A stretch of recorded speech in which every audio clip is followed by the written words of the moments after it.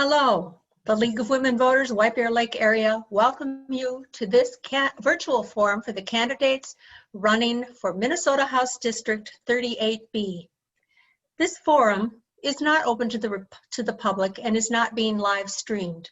The reason for that is to ensure minimal chance of cable interruption. It is being recorded and will be posted on our YouTube channel. In addition, local cable stations will replay this forum on a schedule determined by their station. Candidates, if for some reason your internet connection is lost, please call in using your phone. I'm Liz Nordling, and I live outside of District 38B, and I'll be moderating. The League of Women Voters is a trusted, long-time that encourages citizens to participate in government. Our mission is to support voter education and voters' rights.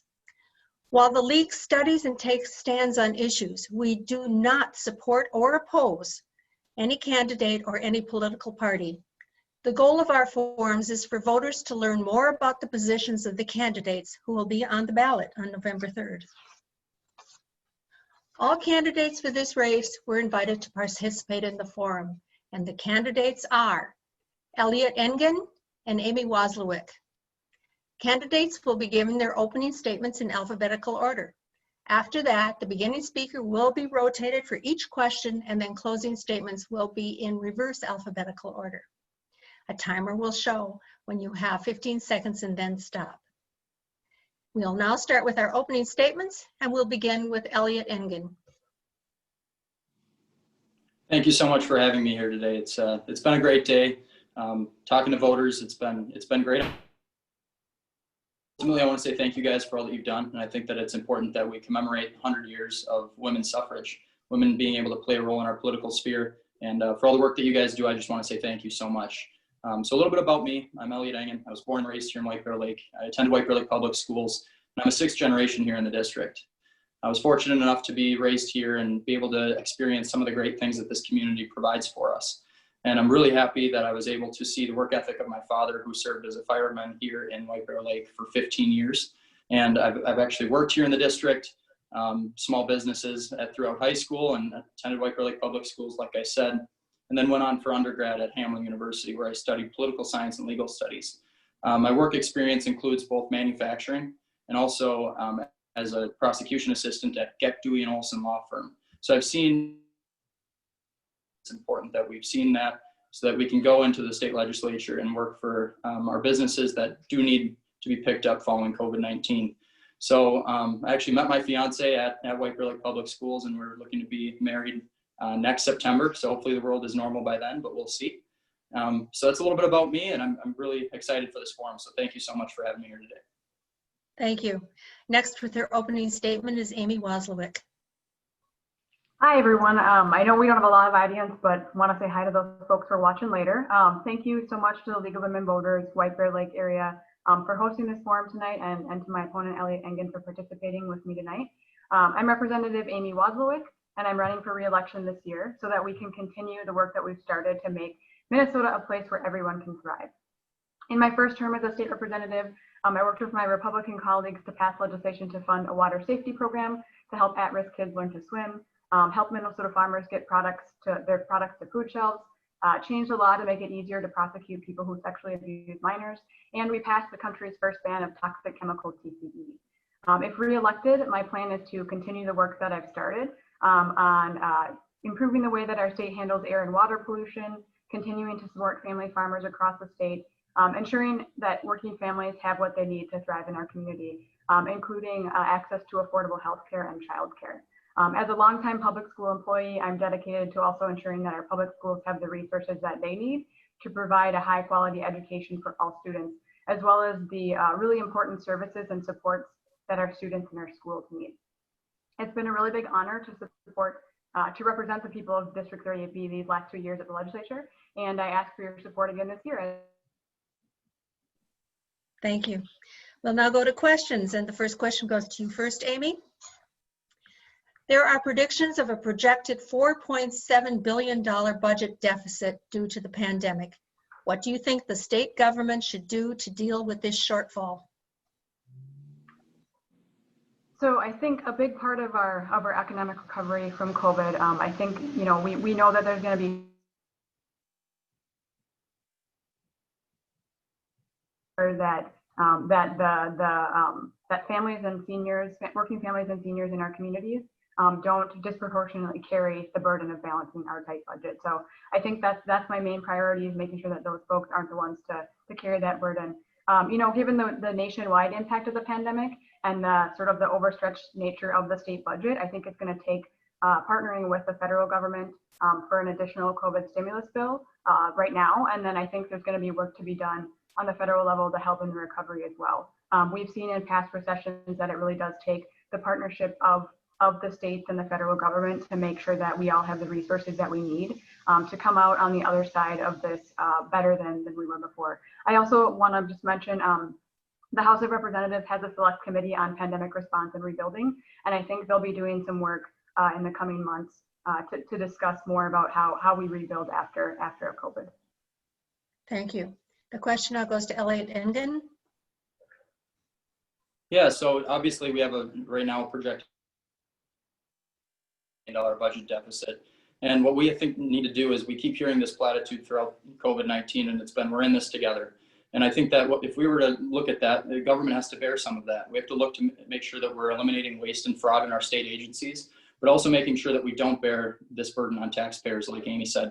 We want to make sure that we're not raising taxes. People just got an economic gut punch following COVID-19. We want to get back to the point where we're doing well and we're thriving in the economy. We got to be helping small businesses. We got to be giving them relief and grants to make sure that they can keep their doors open. We have to make sure that we're working for hardworking families that don't know what to do following this. A lot of people have lost their jobs, been furloughed, have had cut time.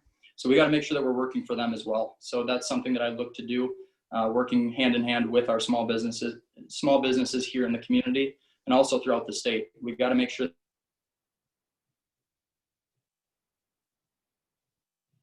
that by eliminating some waste.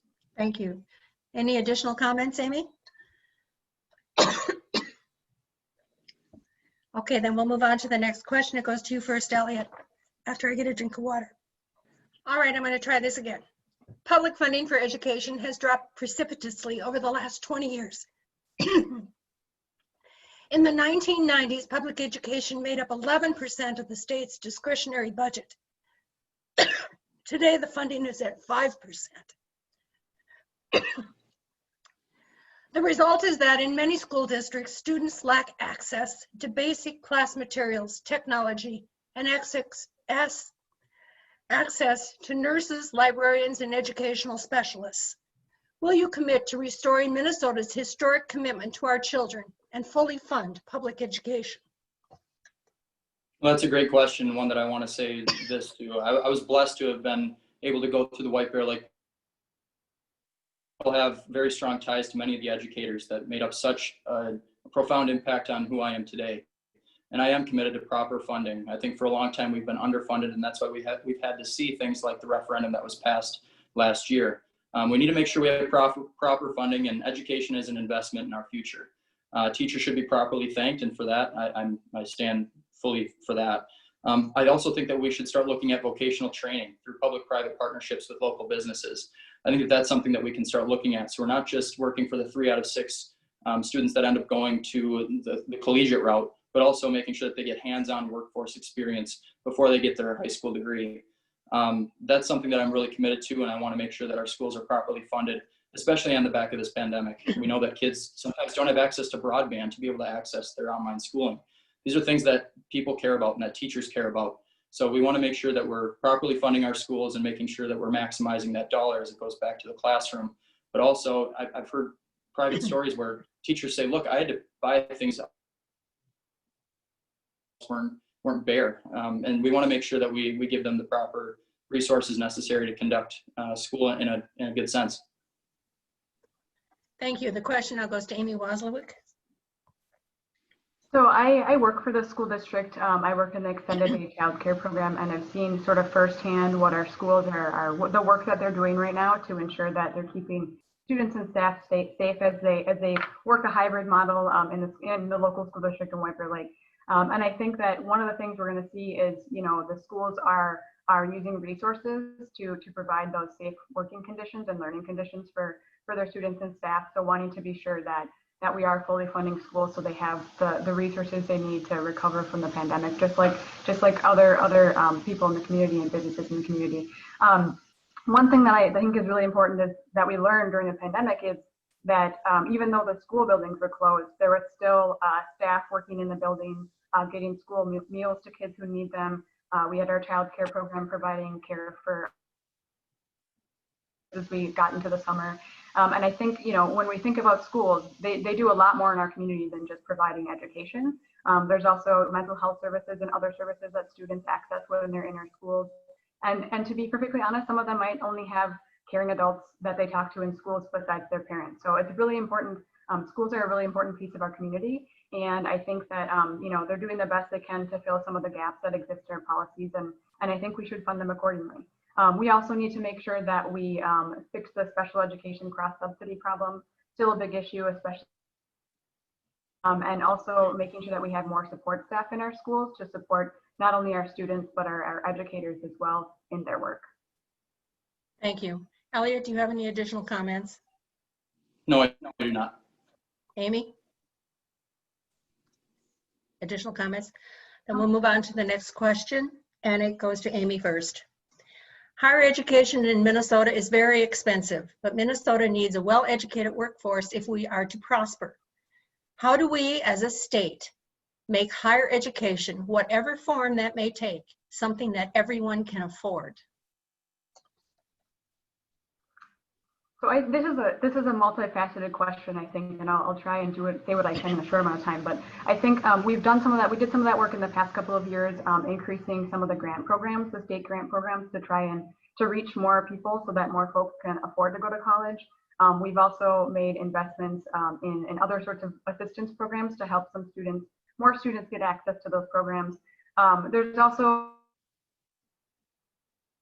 I think, the state of the budget right now, that might be a more difficult thing, but that's one topic of discussion as well, to ensure that tuition doesn't continue to rise and rise and rise. I think another piece of it is making sure that we're investing in with our bonding money into community colleges and state colleges and other colleges and universities across the state. That's a big part of what keeps them able to fund facilities and other sorts of things that make students want to go to those schools. So I think those are a few pieces.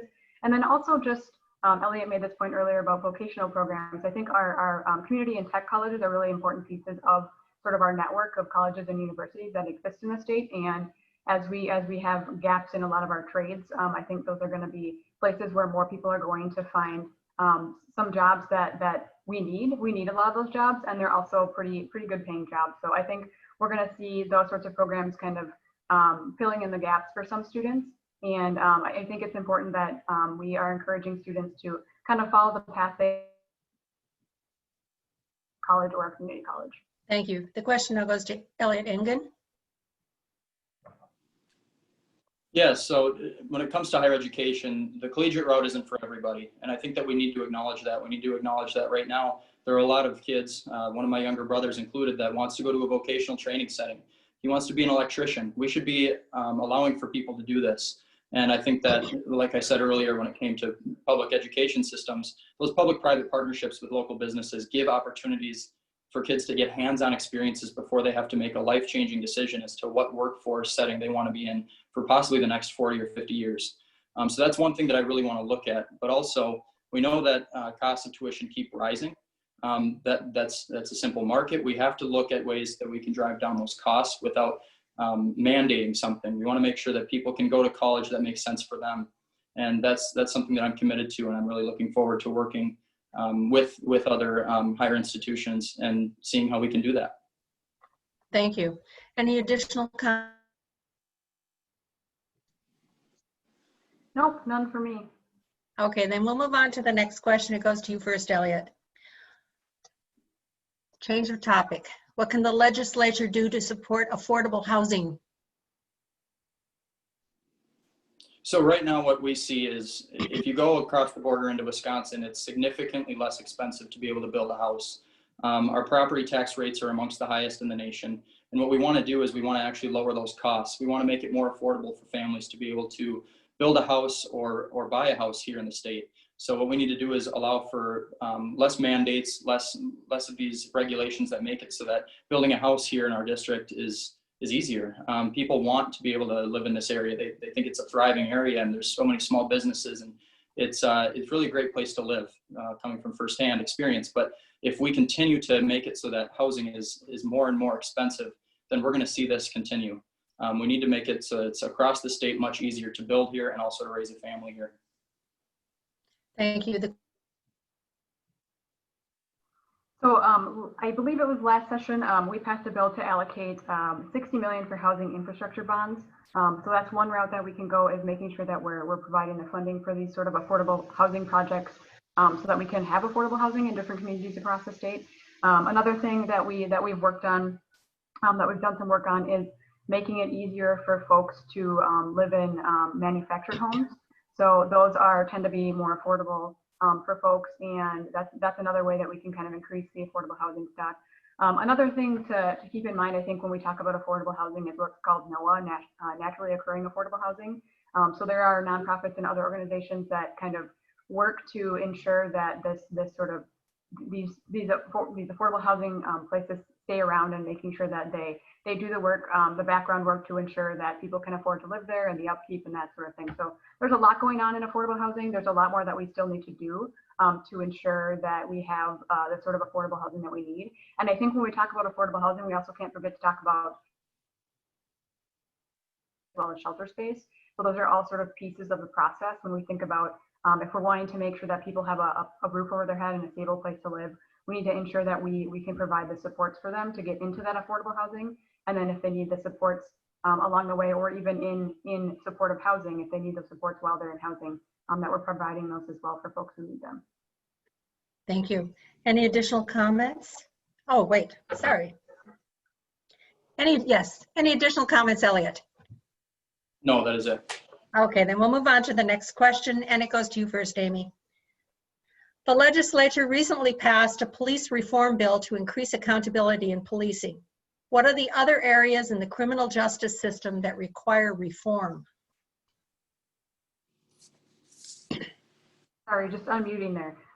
So I think there's work to be done. I would say a few ideas that we've talked about at the legislature, bail reform being one of them. So there are concerns that when we talk about the criminal justice system, we talk about criminalizing poverty to the bail. And there's been conversations around how we reform bail, and there's been some really good work. I can't remember the name of the working group that's done work on bail reform, but there is work being done in the state, and there have been recommendations for some changes that make it easier for folks to be able to get out of that criminal justice system once they're in there and figure that out. So that's one place I think we could go. And I also think that just looking at different ways, when we talk about policing, different ways that our police interact with residents, right? So we all want to ensure that residents and police officers make it home at the end of the day. And I think that building those community connections is a really important piece of when we're talking about relationships with law enforcement is really important. I would also point to, there's a program that the city of Minneapolis just started. I can't remember the whole name, but it's something through their Office of Violence Prevention. It's Violence Interrupters. And so this isn't a criminal justice system piece specifically, but it's a program that's been used in other cities to try and divert folks from the criminal justice system. And we know that we have disparities among people of color and with low-income folks being more likely to be part of that criminal justice system. So it's a way to try and address some of those disparities in these communities. Thank you. The question now goes to Elliott. Engen? Yeah, so what we saw in the death of George Floyd is horrific, and we want to make sure that never happens again. What I would propose is further scenario-driven training. And what I think we've seen in wake of that is a lot of emotional outrage rhetoric. I don't think that it's smart to be defunding our police, which would actually allow for further instances like this to occur. We want to give them more class time, more proper training, so that they know how to actually go to a mental health crisis versus a violent crime. So that's really what we'd look to do. We'd look to make sure that we equip officers with the resources, as well as make sure that people go home at the end of the day safe on the other side of things. We want to make sure that we're serving and protecting, but it's not going to happen if we allow for defunding. And I'm sad to see that that's been brought up on my opponent's side. So. Thank you. Any additional comments, Amy? Yeah, I would just say that I don't support defunding the police either. I think it's really important that our police officers have the training and the resources that they need to do their jobs, but I also think that sometimes we're asking too much. When we're asking police officers to respond to severe mental health crises, that can be something that they're not prepared to do, and I think we can certainly work to get them more resources in the form of social workers that can work with the police to make sure that they're responding appropriately to those sort of circumstances and providing service. Thank you. Any additional comments, Elliott? Yeah, so I was blessed to actually have the endorsement of the Minnesota Police and Peace Officers Association. And I think it's really crucial that we start to actually acknowledge the violent crime increase that we're seeing, not only in our inner cities, but also in the suburbs. It's coming here. We've got to make sure that we're addressing it. When it comes to defunding the police, this was something that was taken up on House floor vote. We saw an amendment be passed, and it was signed by my opponent. So I think that that's something that we need to look at, and we need to make sure that we acknowledge the fact that our police are under constant duress, and we got to stand up for them. Thank you. We'll move on to the next question. It goes to you first, Elliott. What measures would you support as a legislator to fight gun violence in Minnesota? Yeah, so we gotta make sure that we're looking at the laws on the books and making sure that guns aren't in the hands of criminals. That's what our state law allows for right now. We got to make sure that we're doing that. Gun violence is something that scares every teacher. It scares every educator. It scares parents and families. We got to make sure that we're the criminals who could use them in a means that isn't good. But at the same time, we also have to recognize that this is a right of ours to be able to protect ourselves. And with the increase in violent crime, we've actually seen a 40% increase in women purchasing firearms. I think that it's important that we acknowledge that and recognize that they want to keep themselves and their families safe, especially in the political climate, or I'm sorry, the violence that we're seeing in the climate that we're in. So that's what I would suggest, is that we start looking at the laws on the books and making sure that we're conducting those. Thank you. Question goes to Amy Wazlawik. So I would say, I think there's a few different things that we can be doing. I think we have some good laws in place right now, but we also have some places where we need to make some changes. I'm a supporter of universal background checks to make sure that if folks are, not just folks who are buying from registered firearm dealers, but anybody who's getting a weapon has to get a background check. I think it's a really important piece of our public safety in the state, is making sure that we have that in place. I'm also a supporter of red flag orders.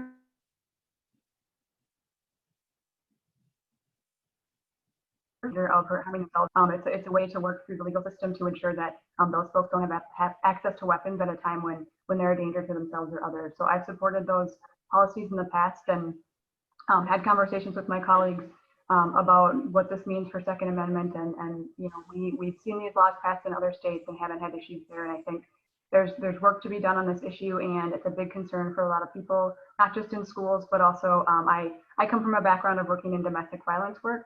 And we see this as an issue in the domestic violence field as well, where people are more likely to be harmed with a gun in the home in these situations than they are to be sure that those folks aren't getting guns, and that people who are potentially going to harm someone else don't get them as well.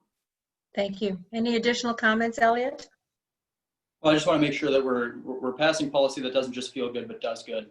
As an avid hunter, as somebody who has had my fiance come up to me and say, hey, there are nights I don't feel safe in my own home. We want to make sure that we're actually equipping people to be able to take care of themselves. I don't want to put laws on the books that would prevent them from doing that, especially women who could possibly face some sort of assault.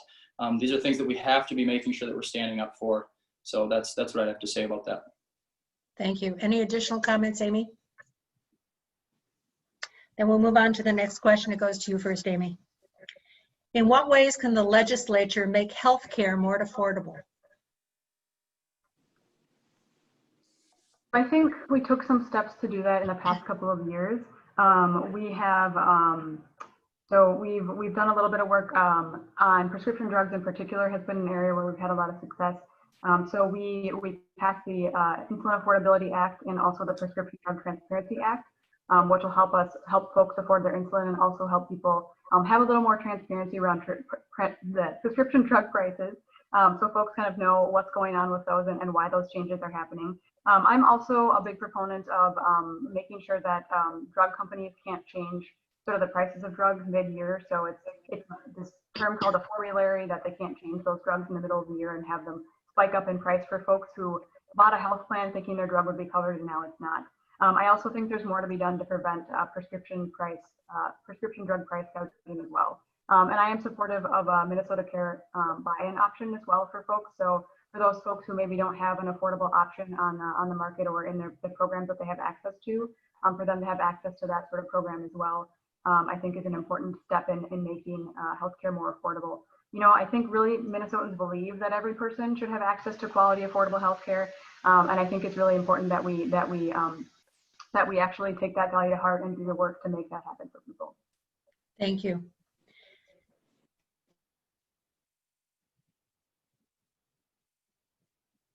Basic tenets that we have to be looking at. One is our affordability, two is our accessibility, and three is our quality.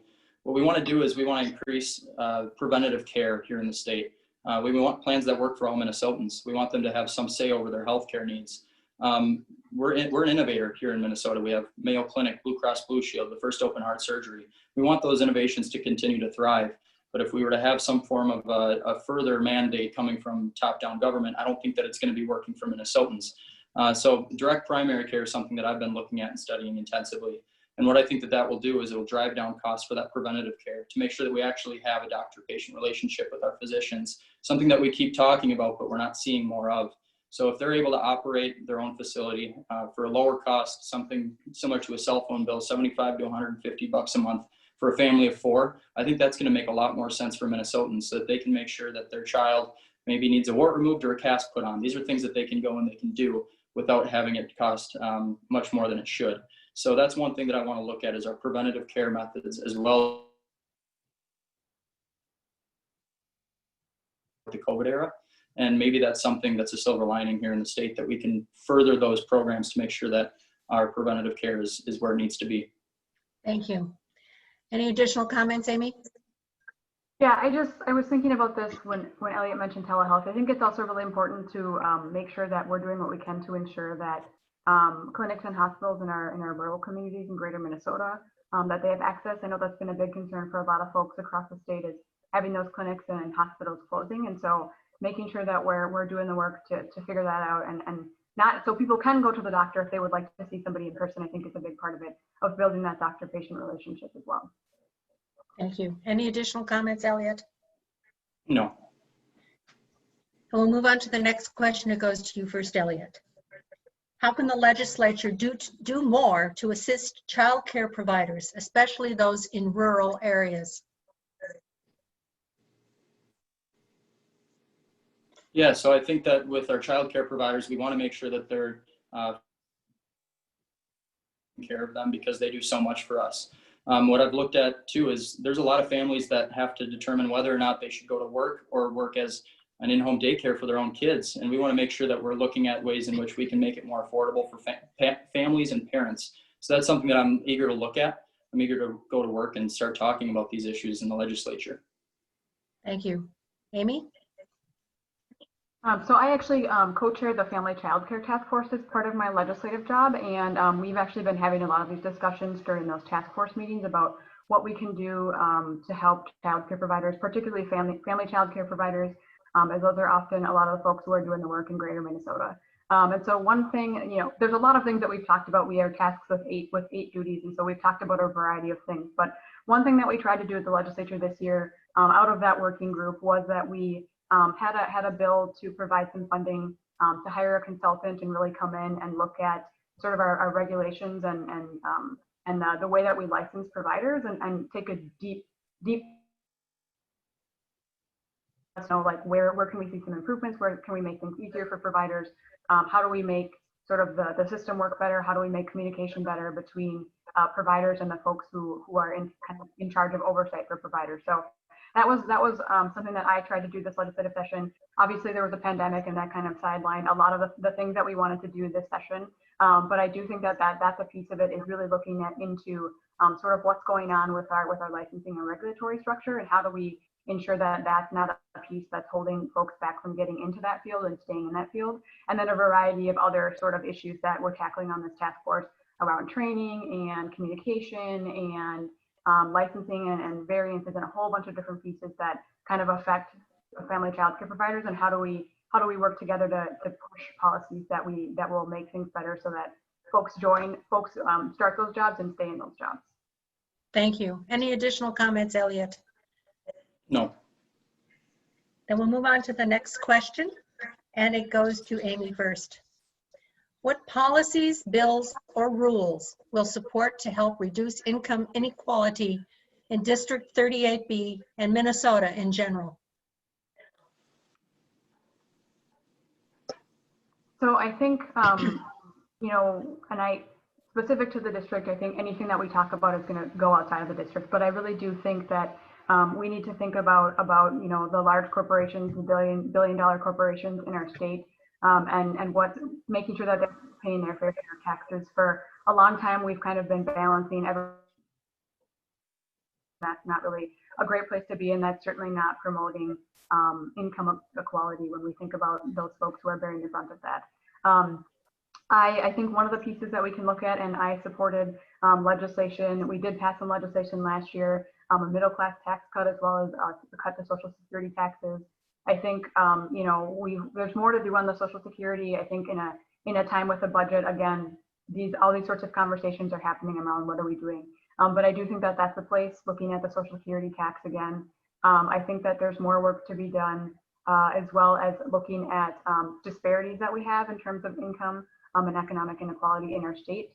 They're pretty large between people of color and white Minnesotans, and I think that's a piece where we can do more. And there are all sorts of policies we can do in that realm. There's a lot that we can do around home ownership, around job training and placement. There's just so many things that feed into it. Education, vocational training that we've talked about a few times in terms of helping people get high quality jobs so that they can get higher incomes, afford that sort of thing. So I think there's a number of things we can do. I think this topic could have a whole forum just by itself. Thank you. Question now goes to Elliott Engen. Yeah, so when we talk about these things, we want to talk about growing inner cities. And one thing that I've looked at extensively and has been done on a federal level as well as opportunity zones, we want to make sure that corporations can go into these areas. And what that's going to take is further public safety. It's going to take growth through infrastructure so that we have businesses coming into the state rather than fleeing. Where opportunities come where capital sees a reward. So we want to make sure that we're pushing that. Also, we have amongst the highest corporate tax income rates in the nation. So we want to make sure that we're looking to lower those so that people can go into inner cities and actually grow a business, which will also increase job opportunities within them. Following the rioting, we saw 19% of commercial property flee Minneapolis. We have to stand up for our communities and make sure that they're equipped to do well and equipped to have businesses that thrive so that people can work in them.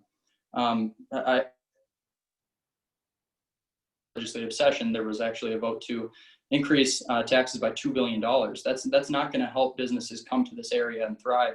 It's going to hurt families, it's going to hurt the economy, and it's going to hurt job growth. So what we want to do is we want to go into these inner cities, provide that public safety, and allow for businesses to thrive so that people can get in there and get to work. Thank you. Any additional comments, Amy? And we'll move on to the next question, and it goes to Elliott first. What should the legislature do to allow Minnesotans with disabilities to live as independently as possible?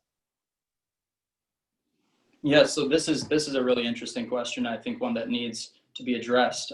My father actually served on the board of Merrick, a company that does or a nonprofit rather, that does a lot of work with businesses around this area and make sure that people with disabilities are able to live a fulfilled life.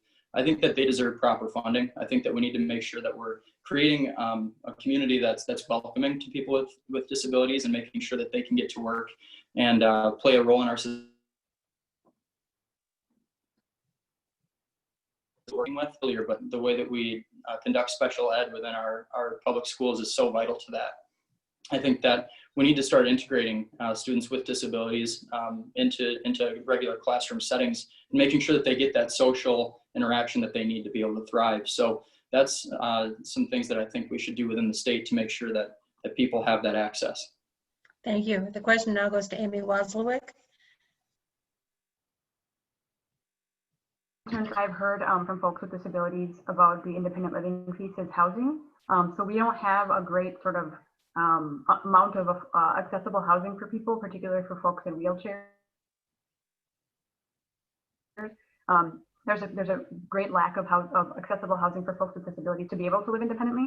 I also think that there's more that we can do to support folks who may have a caregiver who's helping them at some point, whether that's a family member or a professional. And I think that one of the things we've talked a lot about in the past couple of legislative sessions is ensuring that the professionals who are helping people with disabilities are paid adequately. They are not paid adequately right now, and that's something that we need to continue to work on.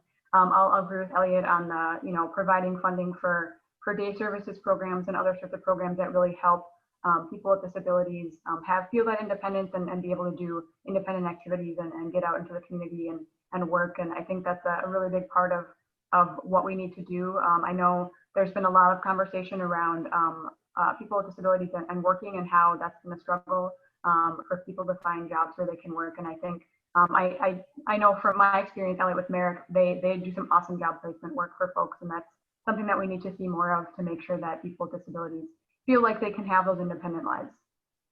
Thank you. Any additional comments, Elliott? No, I just think that there's a lot of work to be done there, and I think that we should start at the public schools, make its way into nonprofits, and then actually start integrating within our day-to-day lives. It's very important that we do that. Thank you. Additional comments, Amy? Then we'll move on to the next question. It goes to you first, Amy. Do you believe the cause of climate change? If so, what would you recommend to mitigate the effects of climate change? So I do believe that. I do believe that that is a key cause of climate change. I'm actually part of the Climate Action Caucus, which is a group of legislators that kind of came together I think it was this year. It's been such a long year, it's hard to keep track. But that came together recently to talk about sort of the plans we can make and the things we can do to sort of fight back against climate change, to combat that climate change. And I would say, we've taken some of those steps already. We are we're ahead in terms of our moving to clean energy. The utilities that are kind of doing that right now are already ahead. So I think advancing those policies, the Clean Energy First Act that the House passed, I think is a good place to start with that.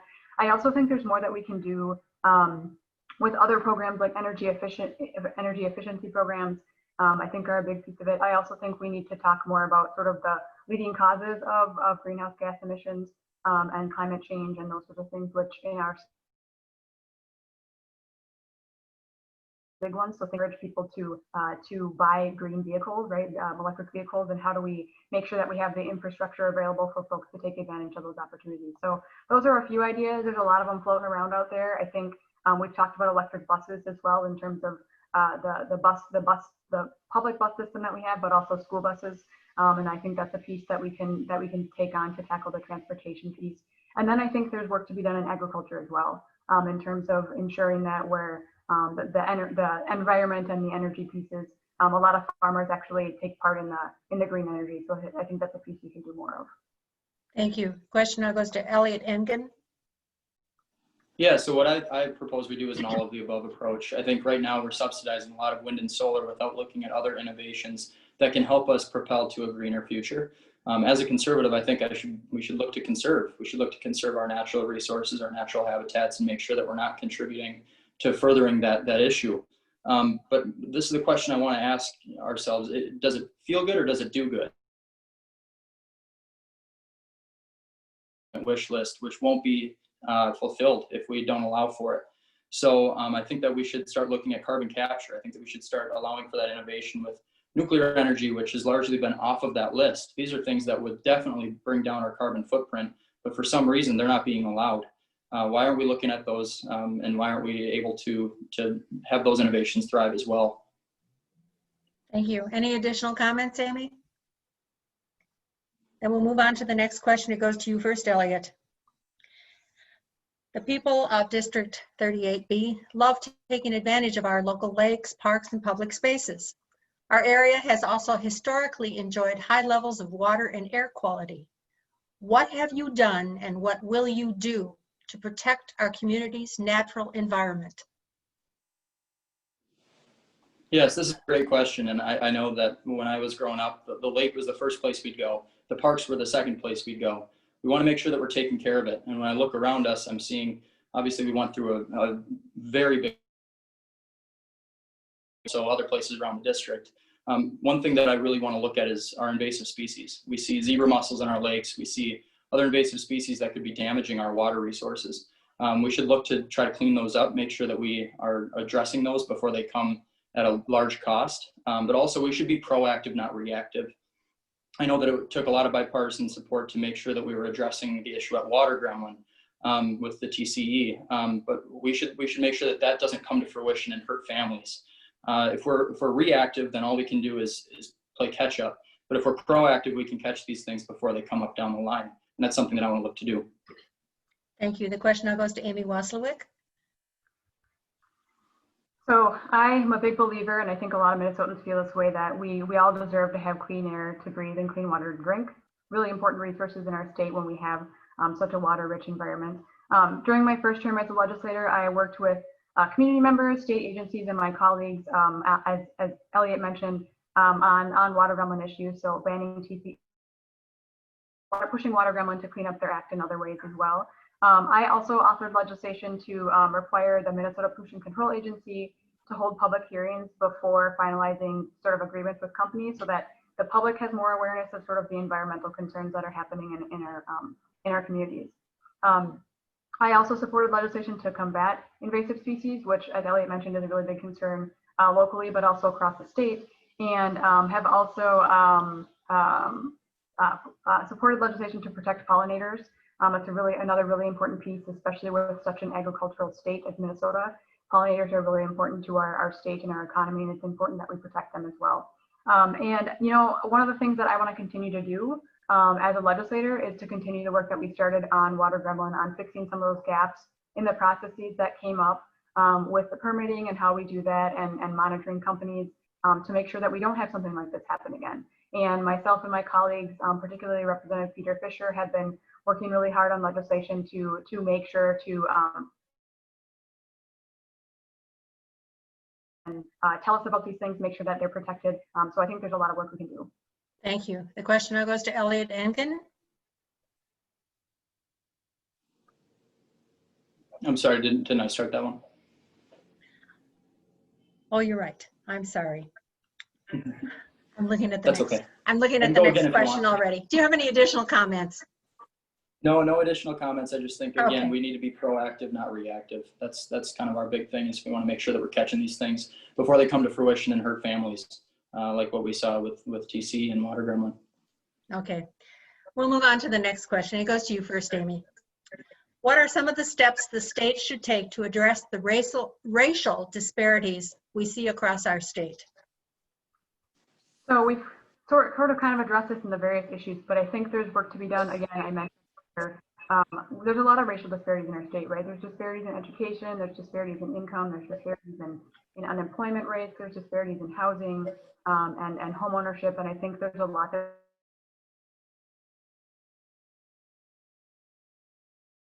ownership programs. I took part in a home ownership program before I bought my home, and that was a really great opportunity to learn more and to really be prepared to be a homeowner and access those sort of first-time home buyer programs that a lot of folks may not know about. I think more sort of communication of those programs is really important. I would also say we have disparities in the criminal justice system as well. We've talked about police reform and some things that might help in that area. I think there's work to be done in ensuring that in our schools that we're not seeing the disparities in the disciplinary results that are causing students of color to be missing disproportionate amounts of school. I think that's a huge piece that we need to figure out. There's also work to be done in terms of employment and income, and I think the more that we can do with workforce training programs and job development programs and job creation programs that the state helps fund, I think it's important to make sure that we're really working to get folks who may not have access or may not know about those programs access to those programs. So those are a few things I think we can do. I think, again, this could be a very important topic in itself, but those are a few. Question now goes to Elliott Engen. Yeah, so one thing that I'm hearing from voters is that with our racial disparity gap, what we need to look at is school choice. Parents should not be forced to send their kid to a school district that isn't working for them. So that's one thing that I really want to address, is allowing for people to go to different school districts and not be bound to a singular one because of their zip code. Another one is going to be rehabilitation. We want to make sure that there's less recidivism and making sure that people aren't funneling through that criminal justice system. We have to look at nonviolent crimes and what we're doing with those, as well as drug-related offenses, and making sure that those are up to snuff, that we're not putting people away for a long time simply because they made a mistake at a young age. But we want to make sure that we have safe communities. And I think that when it comes to that racial disparity gap, what we have to look at is our public safety. Are our families safe in their communities? Are they able to go to work? Are they able to thrive in those communities? And that's something that I really want to look at, especially in Minneapolis and St. Paul, so that we're looking at our inner cities and making sure that they're a place where families can have confidence in it.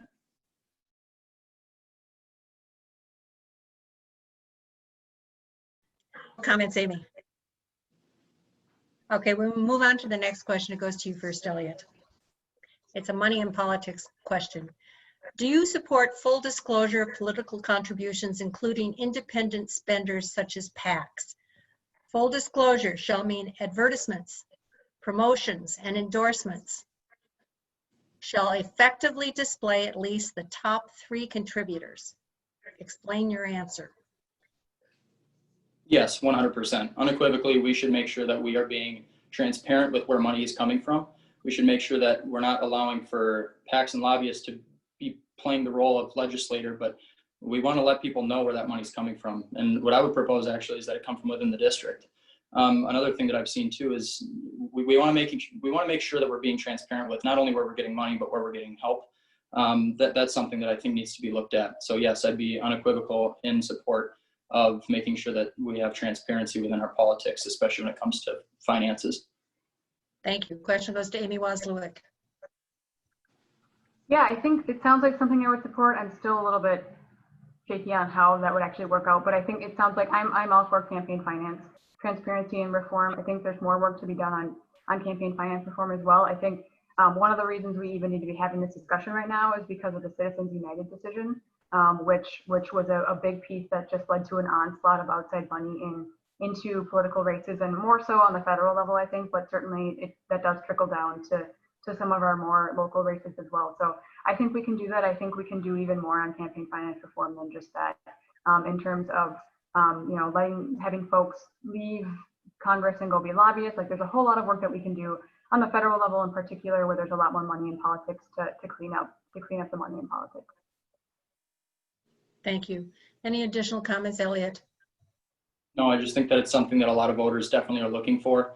They want that transparency, they want that honesty and that integrity, and we should be the ones to stand up for it. Thank you. Additional comments, Amy? Then we'll move on to the next question. We have passed legislation dealing with the issue of medical aid in dying for those who are terminally ill. Will you support the right for terminally ill people to have a peaceful death? Yes, I do support that legislation. I think we've had conversations around that. I know I've heard from a lot of constituents about this issue. In particular, one person who shared a story about her watching her husband have to go through a really, really terrible end of life sort of time. And so I do support that policy. I know there's been some concern about, are people in the right state of mind to be able to make those decisions? And I think that's an important piece of the conversation that we need to have, and we need to make sure that that issue is addressed. But generally speaking, I support that policy. I think it's something that's a good thing. Thank you. Question goes to Elliott. Engen. Yeah, so I think that this is a nuanced conversation and one that needs more thought. What I know, my personal experience is, at least talking to my own father, who had his mother pass away at the age of when he was pancreatic cancer, and it was terminal. She was going to pass away, but what they knew was that as she progressively got worse, there were days where she'd get better, and they would actually share some of the most happy memories together. And so what I want to make sure is we're doing policy that makes sense for families, but also one that recognizes the sanctity of life. We want to make sure that we're putting together policy that does make sense for that, and not just allow for, like you said, improper state of mind for this to happen, because I think that this is somewhat of a slippery slope. We want to make sure that this does good, not just feel good. Thank you. Any additional comments, Amy? And we'll move on to the next question. It goes to you first, Elliott. There are felons living in the community on supervised release. Do you support allowing these felons living in the community to vote prior to completing their full sentence? Explain your answer. Well, this is another nuanced question. What I know is that who do we want playing a role in our politics? Who do we want playing a role in voting?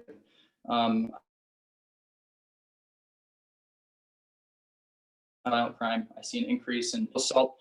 These are people that we have to make sure that we're cleaning up our streets. And while there are people that do need to be rehabilitated and then they can play a role in our society, I'm not sure if I'm 100% in favor of allowing for people who have a vast criminal record to play a role in our politics. This is something, again, I'm an open-minded person. I like discussing these ideas, but right now I'm under the idea that we should be making sure that our communities are safe first and foremost before we look to allow possibly very, very heinous felons to vote. So this is something that I'd consider, but I'm not 100% sold on. Thank you. Question goes to Amy Wazlawik. So I think one of the important aspects of keeping our community safe is reducing recidivism. And one of the ways that we can do that in our communities is by ensuring that people feel like they're part of the community and that they have a stake in their community and in making decisions for their communities. So I do support that. I think, you know, there can be a conversation around what are those felonies, but I want to make sure that folks who are out back in the community feel like they're part of that community and that they can support, they can have that opportunity to vote. They're out in the community, they are community members, and I think that's an important piece of ensuring that folks feel connected to the community and that they can help folks continue to be a member of that community and not end up back in the system. Thank you. Any additional comments, Elliott? Yeah, just one quick thing. So I know in 2012, I believe, we eliminated the check the box. It was called check the box. And what that allowed for was municipalities to know who was working within their city. We want to make sure that we're not allowing for felons who might have, they might follow up with more heinous crimes to be possibly having a business or a house within the community that people don't know about. So we want to make sure that we're transparent with who's in our communities and how we conduct that safety that we need. Thank you. Additional comments, Amy? Then we'll move on to the next question. It goes to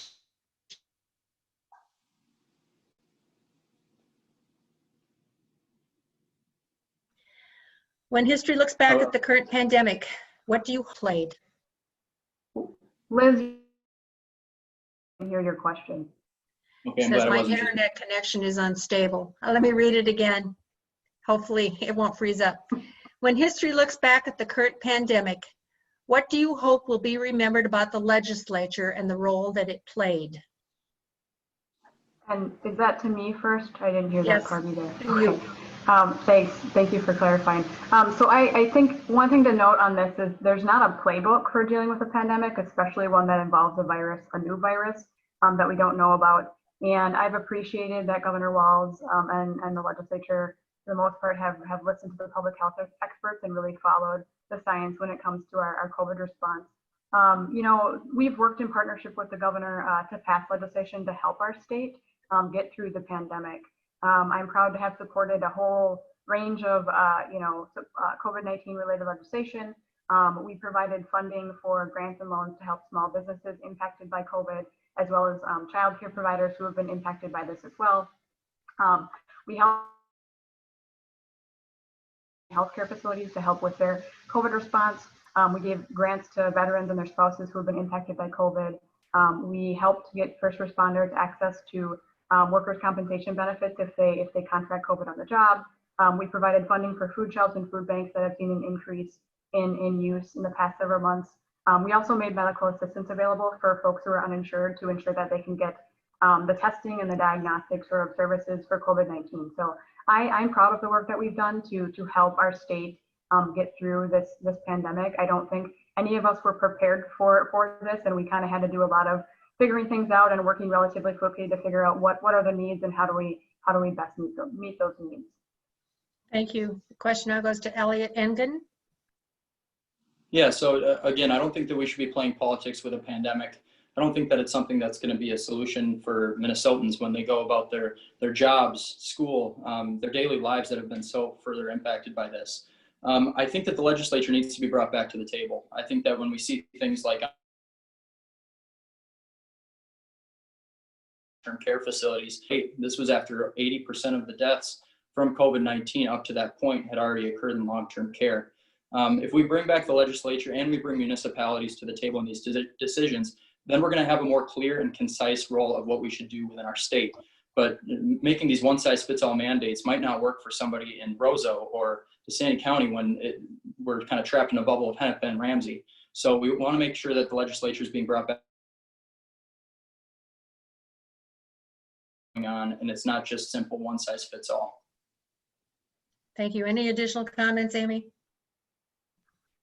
We've been working with cities and counties on a lot of this COVID relief stuff as well. The CARES Act money that went out was a big piece of our sort of helping the counties, cities and counties deal with a lot of the things that they're dealing with COVID as well. But I've had pretty good communication with county and city officials on this as well, and I think that's something that we need to continue to do because it is a really important piece of our efforts to work together to make sure that we're managing the pandemic. Thank you. Additional comments, Elliott? Yeah, so I've been in very good talks with small businesses here in our district, and they just took a 4-month gut punch. We need to help them out. We need to make sure that they know what's coming up down the pipeline so that we don't hurt them even further. These grants, PPP, all that good stuff, that's all good, but it's temporary. We want to make sure that they know what they have to face because we're going into another cold season, and we know with that comes people coming more inside. So we might see increased cases, but we want to make sure that we're taking care of regrow and restore that. I think a lot of people think that this is just lives, but it's also livelihoods. So I wanted to say that as well. Thank you. And that will be our last question. We began and end it with questions about the pandemic. We'll now go to our closing statements and we'll go in the reverse order. So we will begin with Amy Wazlawik. I just want to say thank you again to the League of Women Voters White Bear Lake area for hosting this tonight's candidate forum. I really appreciated the opportunity to share more about my vision and my priorities for the future. And I think it's really important that now more than ever, it's important that we can come together and work on the issues that matter most to Minnesotans. I've done that in my time at the legislature, and I ask for your support this year so that I can continue that campaign. I'd encourage folks to visit my website, amywazlawik.com, AMIWAZLAWIK.com. If folks want to learn more, they can also reach me by telephone 612-704-8197 if folks want to reach me that way and have a conversation. Just want to say thank you again to the League for hosting, and thank you to folks who will hopefully be watching this in the next few days. Thank you. Now with his closing statement is Elliott Engen. Well, I want to say thank you so much for everything that you guys have done tonight. It's a good thing that we're being transparent and open with our policy. One thing that we had promised back in February when we started this journey was full transparency. We should be able to answer questions in real time to voters. We should be able to have open door policies and connect with anybody despite their political affiliation, red or blue jersey. I think that we need to have open-mindedness. We need to go into the legislature looking to not only work for party, but also for people. Listening to our community is so vital, and that's what we're trying to do. So you can learn more about me at www.elliotengen.com. You can call me personally on my cell phone. I promise I drink more cups of coffee than I've hours. 8702, and we'd love to hear from you. This is something that I think it's a community effort that we restore what we had before, and we're really excited to do so. This concludes our forum for candidates for Minnesota House District 38B. Thank you, candidates, for coming forward to run and to speaking to voters about issues. Thank you to our viewers for watching and for your interest in being informed voters. We will put all of our forums on our YouTube channel. You will find links to the recordings for all the candidate forums on the LWV White Bear Lake area website, which is lwv-wbla.org. You can request an absentee ballot now on the Secretary of State's website at minvotes.org. If you need to register to vote or update your registration, you can make your voice be heard in this election by voting by November 3rd. Thank you. Thank you so much, everybody.